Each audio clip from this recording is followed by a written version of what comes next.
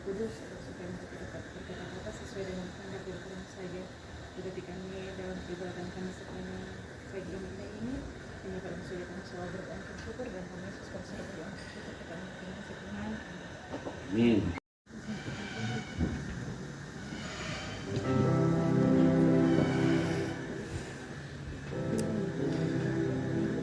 Shalom. Shalom.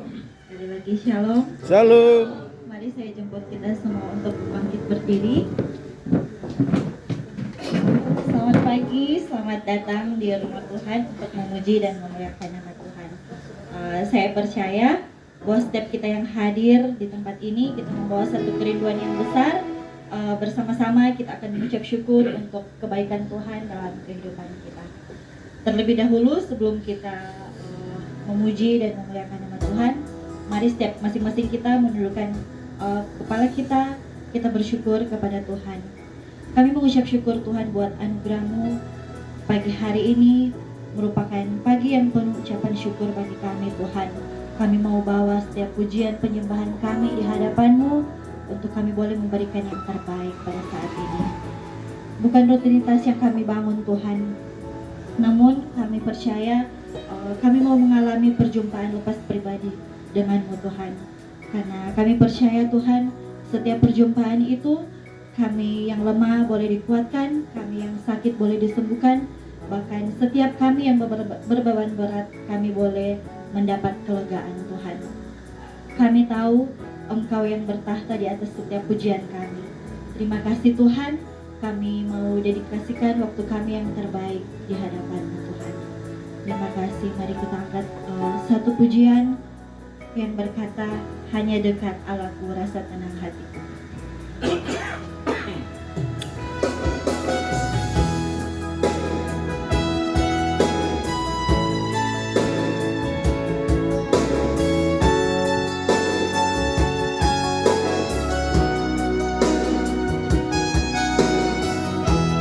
Hanya dekat Allahku rasa tenang hatiku.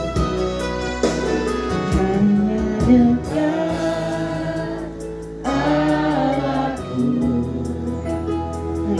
tenang hatiku. Kau sertai jalan panjang hidupku. Sepanjang hidupku hanya dekat padamu ada kekuatan baru. Hanya dekat padamu ada kekuatan baru. Kaulah perlindunganku, keselamatanku.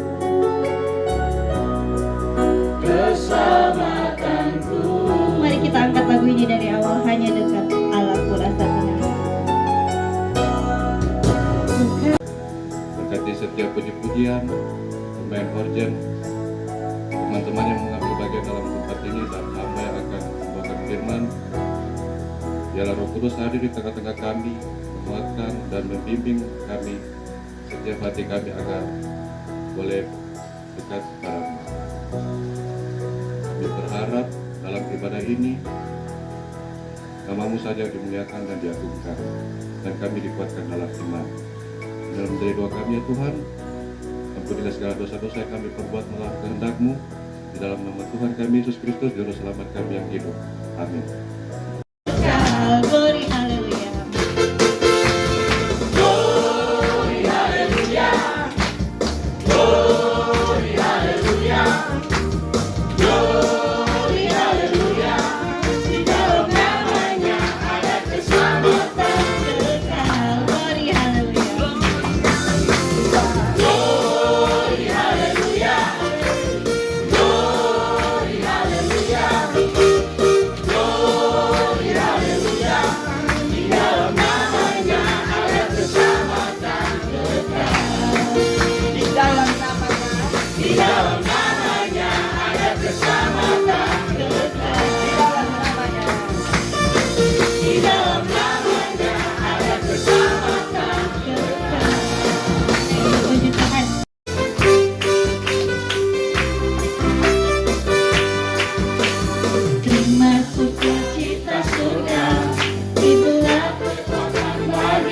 jiwa ku dapat rasakan kasihnya di tengah badai yang bergelora. Terima sukacita surga, itulah kekuatan bagi jiwa ku dapat saksikan kuasanya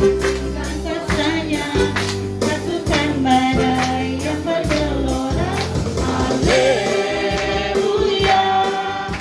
kau ada dalam hatiku, takkan patah semangatku, takkan hilang kekuatanku. Haleluya, bersorak bagimu, sukacita surga nyata penuhiku. Amin. Mari kita angkat lagu kita ya. Tiada satu pun seperti Kau Yesus, Kau sahabat yang sejati. Dalam bahaya Kau menggendongku, Engkau Yesus sahabatku. Tiada satu pun seperti Kau Yesus, Kau sahabat yang sejati. Dalam bahaya Kau menggendongku, Engkau Yesus sahabatku.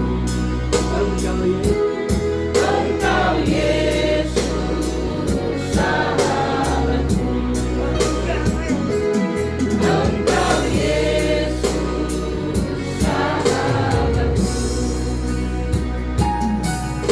Dan di dalam ibadah kami Tuhan, tiba saatnya kami akan memberikan persembahan syukur yang terbaik untuk Tuhan.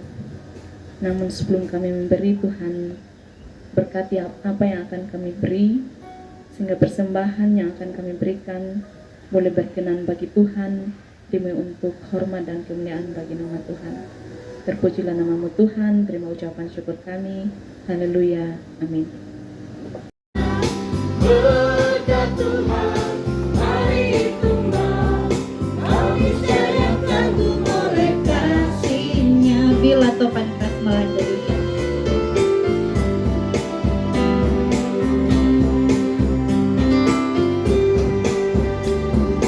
Bila topan keras melanda hidupku, bila putus asa dan letih lesu, berkat Tuhan satu-satu hiburan, kami sayang kagum oleh kasih-Nya. Berkat Tuhan mari hitunglah, kau kan kagum oleh kasih-Nya. Berkat Tuhan mari hitunglah, kami sayang kagum oleh kasih-Nya.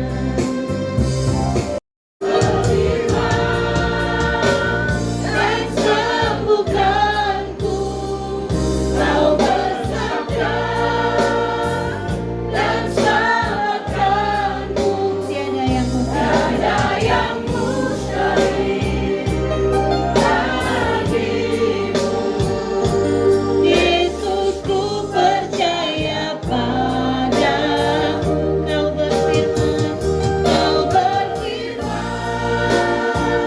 Dan sembuhkanku, Kau bersabda,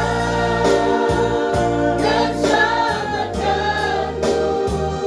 Tiada yang mustahil bagimu.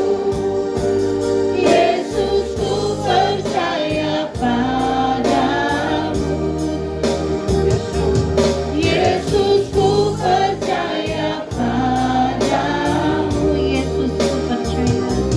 Yesus, ku percaya padamu.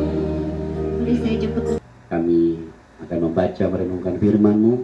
Kami siap untuk mendengarkan suara Tuhan lewat firman Tuhan di pagi hari ini.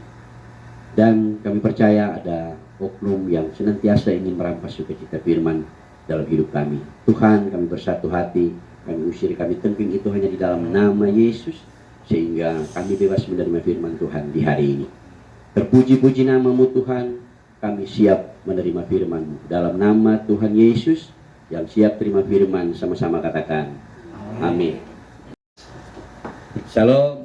Salam. Luar biasa. Ada apa kabar? Dahsyat luar biasa. Satu minggu kita ya, ketemu di dalam ibadah maksudnya ya. Kita lihat sudah mulai tempat ini beberapa minggu ini ada kursi-kursi yang kosong gitu. Ini semangat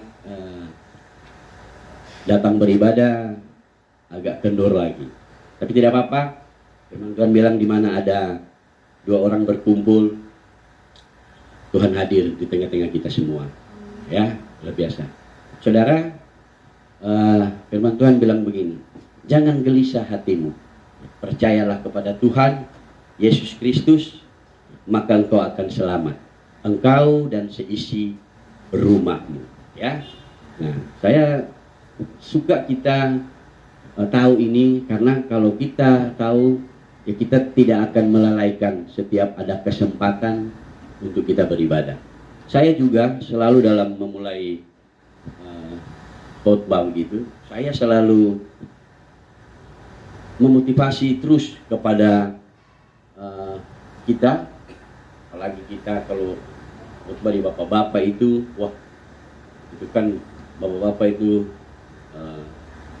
ya kuantitasnya itu begitu kurang gitu. Jadi saya terus untuk memotivasi bahwa sebenarnya ibadah ini bukan hanya waktu kita perlu begitu kan, tapi justru ibadah ini sudah menjadi kewajiban kita. Nah ini yang mungkin masih banyak yang belum kita sadari, sehingga ya, masih banyak lagi yang lalai walaupun sudah diberi waktu hari Senin pagi itu. Dulu pernah orang bikin hari-hari Sabtu, hari Jumat, pulang kantor begitu kan. Tapi agak sulit karena sepertinya orang agak sudah capek kerja. Nah ini dibikin di hari Senin. Mungkin kita bisa saling mengingatkan karena ini sangat luar biasa. Saudara, tanpa terasa kita ini kan sudah ada di penghujung tahun. Dari Januari sampai ini sudah November 24. 1 bulan lagi kita sudah di malam Natal begitu. Artinya kita sudah benar-benar ada di penghujung. Nah, saya percaya bahwa dari Januari itu kita sampai di saat ini itu ada banyak hal yang kita alami di tengah-tengah kehidupan kita ya, pribadi, keluarga, persekutuan kita atau perusahaan kita begitu. Tapi coba lihat, kita bersyukur hari ini kita masih ada gitu, luar biasa ya. Tuhan berkati. Puji Tuhan, persekutuan kita juga bisa berjalan gitu 1 tahun, hampir 1 tahun ini terus sampai ini ya. Terima kasih bagi Bapak Opo yang terus konsisten untuk boleh melakukan ibadah ini, karena ya kita sudah punya kesaksian tentang ibadah ini begitu ya, sehingga kita orang-orang yang percaya, orang-orang yang mengalami itu, mari kita jangan mengabaikan ibadah itu. Saya sudah banyak menyampaikan tentang arti ibadah itu kan, sehingga mungkin itu harus jadi gaya hidup kita begitu.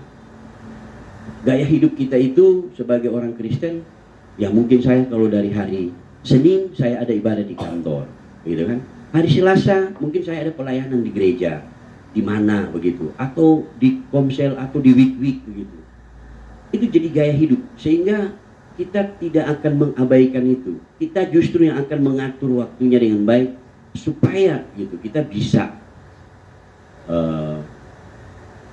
memanage bahwa kita hidup ini untuk siapa gitu kan, untuk Tuhan.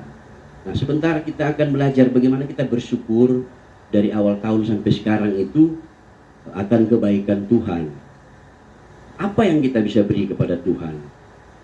Selain ya mau beri apa kepada Tuhan, mau beri harta, nanti kita belajar sebentar. Nah Bapak Ibu, saya suka seperti itu, sehingga perusahaan kita ada hal-hal yang kita tidak bisa jangkau, tapi itu bagian Tuhan. Nah, sehingga ya kita akan jaga ini persekutuan ini terus saling menopang. Ini minggu depan kita ada pelayanan terakhir, yang pelayanan kedua di jemaat apalah namanya, belum tanya ya. Yang kemarin ibu pendeta yang melayani di sini, itu kita akan ada pelayanan di sana, di pendeta Yeni ya. Nah, itu bagian daripada hal-hal yang kalau kita pikir cuma pergi pelayanan begitu, kita juga ada pelayanan, nggak apa-apa. Itu sudah bagian dari kita menyenangkan hati Tuhan. Dan lalu kita merasakan ini berkat-berkat yang Tuhan anugerahkan dalam hidup kita, terutama lewat perusahaan tempat kita mencari nafkah ini, gitu ya. Nah, sehingga mari kita terus merasa ada rasa syukur, menjadi satu gaya hidup kita untuk ada di tengah-tengah persekutuan ibadah. Ibadah itu sih sebenarnya bukan cuma persekutuan begini, hidup kita itu adalah ibadah. Nah, sehingga tapi kalau kita terbiasa dalam satu persekutuan, akan ada banyak hal yang bisa kita rasakan, kita bisa salurkan, kita bisa terima begitu ya. Nah itu. Nah Bapak Ibu, mari kita belajar firman Tuhan. Bagaimana kita membalas kasih Tuhan? Kita baca dari Markus 12, kita baca berbalas-balasan ya. Itu ayat 41 sampai 44.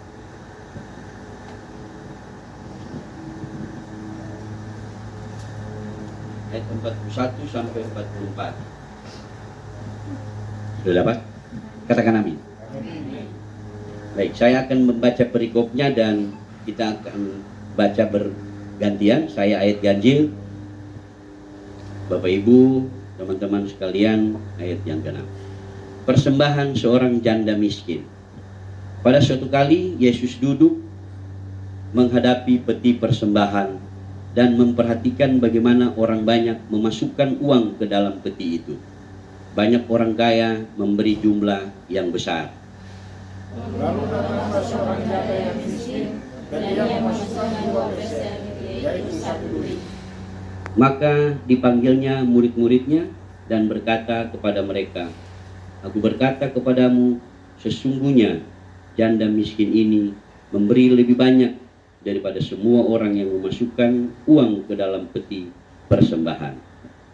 Sebab mereka semua memberi dari perluannya, tetapi janda ini memberi dari kekurangannya, semua yang ada padanya, yaitu seluruh hartanya. Baik, amin firman Tuhan. Berbahagialah kita yang diberi kesempatan terus membaca, merenungkan, dan memelihara serta melakukan firman Tuhan hari lepas hari. Saudara, kita mungkin sudah banyak kali membaca atau mendengar khotbah tentang bacaan kita kali ini yang diberi perikop persembahan seorang janda miskin. Nah, ini cerita tentang bagaimana Yesus memperhatikan. Ini Yesus juga kepo ya, memperhatikan bagaimana orang memberi persembahan. Ini cerita ada di satu persekutuan baik Allah lah begitu ya. Yesus mengajak murid-muridnya untuk memperhatikan orang memberi persembahan. Sebenarnya Yesus bukan kepo, tapi dia ingin mengajar waktu itu. Sehingga mau tidak mau, ya dia memperhatikan. Supaya ada pengajaran yang ingin dia sampaikan kepada murid-muridnya, tentunya kepada semua orang atau kepada kita juga saat ini. Nah, waktu Yesus memperhatikan, dia melihat orang datang membawa persembahan. 1 orang, 2 orang. Nah, dalam cerita ini kita ada 3 orang yang Tuhan Yesus pisahkan bagaimana dia memperhatikan orang memberi persembahan. Ya, bagaimana orang memberi sesuatu kepada Yesus, kepada Tuhan Allah begitu.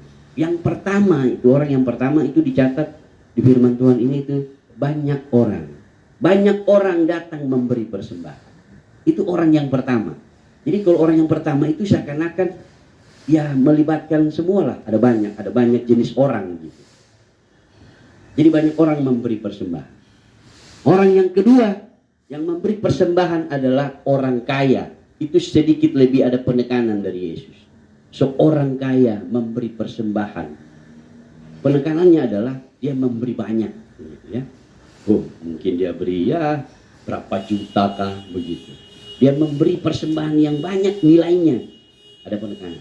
Orang yang ketiga, wah, ini yang sangat-sangat diperhatikan oleh Tuhan Yesus. Sehingga dia mengajak murid-muridnya, mari perhatikan ini. Lihat, seorang janda yang miskin datang memberi persembahan. Yang mengagetkan murid-murid waktu itu, justru Yesus bilang, ini persembahan yang paling banyak di antara orang-orang yang memberi persembahan itu. Saudara, kan kita tahu berapa yang dipersembahkan oleh janda miskin. Berapa? 2 peser. 2 peser tulisnya. Tahu nggak? 2 peser itu adalah duit yang nilainya paling kecil saat itu. Artinya duit yang tidak berharga. Mungkin kalau kita rupiah sekarang, kalau masih ada uang 5 pera itu, 5 rupiah itu, sebenarnya masih ada uang itu, cuma kita tidak pakai lagi. Tapi secara realisasi dia ada gitu, cuma orang sudah jarang pakai. Nah, seperti itu sudah uang yang dibawa oleh janda miskin. Contohnya seperti itu. Satu duit itu uang yang memang benar-benar paling rendah di saat itu. Dibanding dengan orang kaya, dibanding dengan orang yang banyak tadi itu, Yesus bilang, perhatikan, inilah yang paling banyak.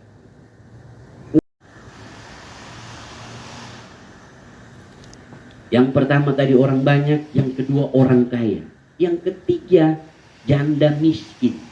Kalau mau bilang orang miskin, ini sudah janda miskin, memang sangat miskin. Kenapa? Karena dia memang benar-benar yang dia kasih itu sudah nggak ada apa-apa lagi, nggak ada sisanya. Kalau orang miskin juga biasanya dia kasih tapi masih ada sisa untuk dia makan kah, atau untuk dia. Tapi ini memang benar-benar dia kasih. Nah, pertanyaan saya adalah, kita ini ada di mana? Di antara 3 jenis orang ini, kita ini ada di mana? Banyak orang. Jujur, saya juga sama gitu. Bahwa kita ada di antara orang banyak. Orang banyak. Orang banyak dan orang kaya, Yesus tidak pusing. Kenapa? Karena Yesus tidak lihat yang kita kasih itu berapa. Mau 100, mau 5.000, 2.000, ada banyak orang 2.000, itu dari hati, gitu ya. Mau 100 juta kah? Yesus tidak lihat itu. Kita susah mengukur ketulusan itu. Tapi dari hati kita sendiri yang tahu bahwa kalau saya kasih 10.000, itu Tuhan yang bisa saya kasih. Tulus. Tuhan nggak pakai itu. Kamu kasih 100.000, dia tahu hatimu gitu. Ya, itu yang pertama. Firman Tuhan bilang begini dalam, baca, Koko, dari siapa? Ada pegang. Dia bilang begini. Yang pertama itu di dalam 2 Korintus 9 ayat 7.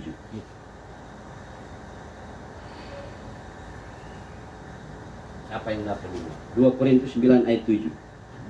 Firman Tuhan 2 Korintus 9 ayat 7. Hendaklah masing-masing memberikan menurut kerelaan hatinya, jangan dengan sedih hati atau karena paksaan, sebab Allah mengasihi orang yang memberi dengan sukacita. Saudara, lihat, firman Tuhan mengajarkan kita untuk memberi dengan kerelaan. Jangan dengan terpaksa atau duka hati itu. Aduh, mesti kasih persembahan lagi. Aduh, ada yang datang untuk pekerjaan Tuhan, mesti kasih sumbangan. Lebih baik tidak kasih daripada kasih tapi bersungguh-sungguh, ya.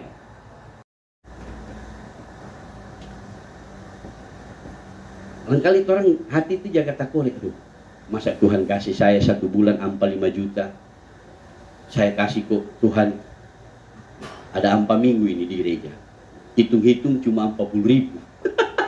Karena 1 minggu saya kasih 10.000. Kira-kira aduh cocok nggak gitu? Itu hati bisa bicara gitu. Ya, yang pertama kita diajarkan untuk memberi dengan hati yang tulus. Dia tidak melihat jumlahnya begitu. Yang kedua, memberi dari kekurangan. Ini saya agak ribet juga ini. Memberi dari kekurangan. Siapa yang merasa kekurangan? Apa yang Tuhan maksud dengan kekurangan ini sebenarnya? Karena kalau kita di sini, nah mungkin kita tidak akan merasa kekurangan. Kok udah makan bagus, ada bisa belanja, gitu. Orang kalau dia masih bisa ada punya pakaian, punya rumah, tinggal biarpun baru saudara apa, itu dia tidak berkekurangan lagi.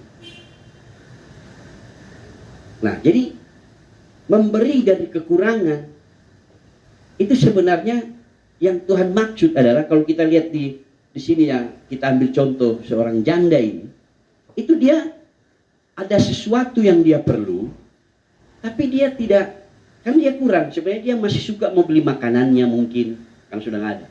Tapi dia tidak pikir itu gitu. Dari kekurangannya itu dia kasih ini sama Tuhan Yesus. Yang ketiga, memberi dengan iman. Wow. Kalau tadi seorang janda itu memberi, kalau tidak pakai iman dia tidak kasih. Kenapa? Karena itu untuk kehidupannya, seluruh hidupnya. Artinya dia sudah habis dia kasih, terserah Tuhan. Saya tidak makan lagi, saya tidak hidup, saya tidak ada lagi apa-apa begitu. Itulah iman. Ya, orang tahulah definisi iman. Tapi lihat bagaimana seorang janda yang Tuhan Yesus inginkan kita juga ikut seperti dia, bukan ikut seperti janda yang kasih 2 peser, jangan salah mengerti. Tapi hal-hal yang tadi itu, yang Tuhan lihat ketulusan hati dari kekurangan, dan ini dari iman. Ada orang kalau dia terima gaji 4 juta, aduh, mau kasih 400.000, nanti tak cukup. Bayar ini, bayar itu, bayar ini. Jangan dulu sudah. Tunggu Tuhan, nanti bulan depan. Bulan depan begitu lagi. Bayar ini, bayar itu. Tunggu Tuhan. Tunggu tanpa kamu sadar, kamu begitu saja. Sehingga mari kita punya iman gitu. Jangan takut memberi untuk pekerjaan Tuhan. Soalnya ini minggu depan ada pekerjaan Tuhan. Kita renungkan itu. Nanti Lydia semua panggil. Tuhan, Tuhan langsung dapat ingat khotbah. Nah, itu bagian. Kalau kita ingat firman 2 minggu lalu atau 3 minggu lalu, saya ingat Pak Edi punya firman, dia bilang begini. Jikalau kamu tinggal di dalam aku dan firmanku tinggal di dalam kamu, maka mintalah apa saja kamu akan menerimanya. Yohanes 15 ayat 7 ya. Nah itu iman itu. Nah sehingga kita bagus kalau kita ingat, 1 bulan lalu tuh firman Tuhan bilang begini. Terus sekarang kalau kita tidak lakukan lagi, nah itu firman. Kalau firman itu ada di sini berakar, dia muncul di saat-saat tertentu, dia muncul. Waktu kita di toko misalkan, ada orang datang atau ada orang duduk di situ mau minta-minta begitu. Kira-kira kasih nggak ini? Yang lalu firman Tuhan. Itu firman itu hidup. Gitu. Di saat-saat tertentu dia menegur kita. Jadi Tuhan mau kesimpulannya adalah kita memberikan seluruh hidup kita kepada Tuhan. Kita harus sadar bahwa Mazmur bilang, siapakah aku ini Tuhan? Sehingga engkau memberkati aku, menjaga, melindungi aku sampai saat ini. Begitu. Padahal orang ini, orang yang harusnya sudah dimusnahkan. Karena orang punya dosa, gitu ya. Tapi luar biasa, Tuhan kasih kesempatan terus bagi kita. Nah, saudara, mari kita renungkan dari Januari kita sampai hampir tutup tahun ini, apa kira-kira yang sudah kita persembahkan kepada Tuhan. Kalau itu rasa masih kurang, kita masih punya banyak waktu ke depan untuk memberi yang terbaik bagi Tuhan. Seluruh hidup kita, begitu ya. Bukan hanya berupa duit, semua waktu, tenaga kita, pikiran kita kasih untuk Tuhan. Karena yang namanya memberi itu bukan hanya sekedar duit gitu kan. Kita memberi senyum gitu. Memberi waktu menolong orang, pakai trompet tenaga. Nah, itulah Tuhan ingin mengajarkan kita untuk menjadi gaya hidup kita sebagai anak-anak Tuhan. Saya bersyukur di sini ini sudah dengan orang punya oikumene ini ada banyak anak-anak ya, orang-orang yang bisa dipakai Tuhan. Luar biasa. Dulunya Kalau mau berdiri di muka takut-takut, sekarang biar masih takut-takut bicara harus berdiri. Itu luar biasa. Lama-lama kita bisa melayani Tuhan. Ya, di sini sudah ada Pak Edi, sudah bisa bagus, Pak Opo. Mungkin masih ada yang lain yang nanti itu kita diberi kesempatan. Nah, apa-apa. Hidup kita yang dulu samalah, semua punya latar belakang. Tapi kalau kita sudah bisa menyadari itu, wah, hidup saya ini kasih ke Tuhan, pakai Tuhan. Mau suruh apa? Mau suruh bawa persembahan, silakan. Mau suruh apa begitu. Dan kesempatan itu ada batasnya. Nah, sehingga mari kita menjadi gaya hidup kita untuk suka bekerja, melayani, dan untuk kepujian nama Tuhan. Ya, nah, itu firman Tuhan di hari ini. Kita belajar, mari kita renungkan ini. Untuk bagaimana kita membalas kasih Tuhan. So, dari Januari sampai semua tutup tahun ini. Cukup nggak apa yang kita berikan bagi Tuhan? Kalau belum cukup, masih ada waktu. Tuhan, beri saya waktu lagi.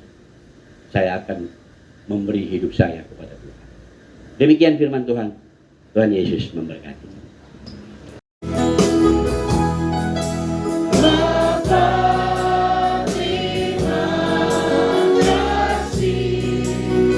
Bapa di dalam surga,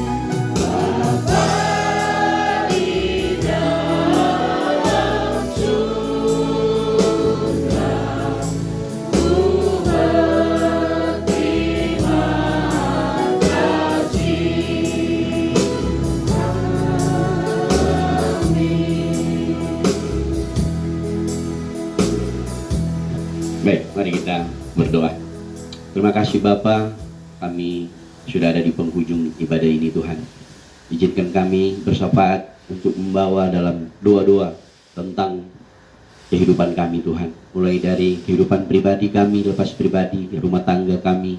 Tuhan berkati kami sebagai orang-orang yang punya banyak kelemahan Tuhan. Engkau kuatkan kami. Firman-Mu hari ini menguatkan kami.